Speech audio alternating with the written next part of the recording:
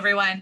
Welcome to Monday, October 26th. I am Dr. Kristen Donnelly with the Good Doctors of Abbey Research, and this is your Good Doctors Diagnose for today. Just a quick thought process on some business-related and leadership-related topics that we would like you to chew in your noodle the same way that we are in ours. Today's is about the essence of titles in an organization. We've been thinking about this a lot here at Abbey Research over the last, I would say 6 months especially, but perpetually, what do titles really mean? What do they signify? Why do we have them? Why do some people place a lot of energy and identification and importance on them and other people don't care? We think about this a lot.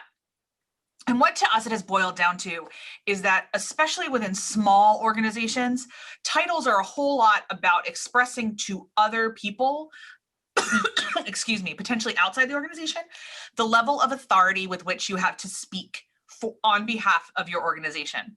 For example, I am the Chief Operating Officer for my family's group of companies. What does that practically mean? That I know a lot of things and that I help out whenever I can. I have some specific responsibilities. I really kind of try to oversee government regulatory activity and some other things like that. But a COO at Comcast is going to have a lot of different responsibilities than I do at mine, and a different level of responsibility than I do at our company. But what I'm really saying when I put COO on my email signature is, don't worry, I can speak for our company on this. You can trust me. I've been given authority by other people within our organization to be having this conversation with you.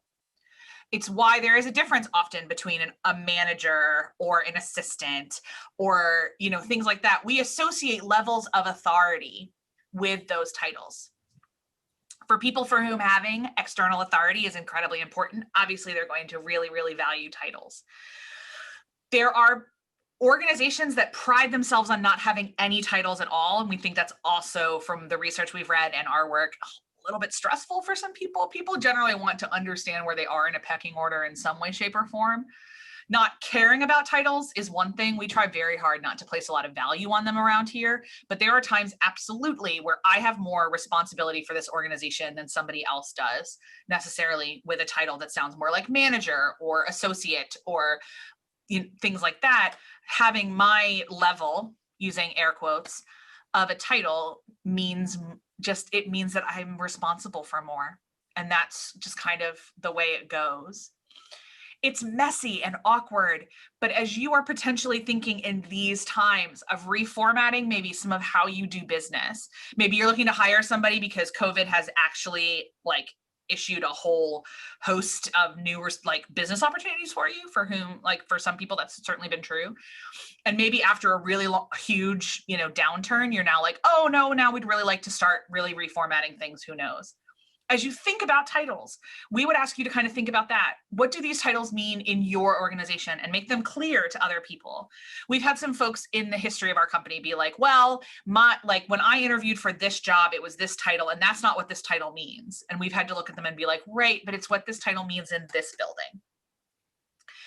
You're right. Your title at another organization is not going to match, but your title within this building matches your responsibilities.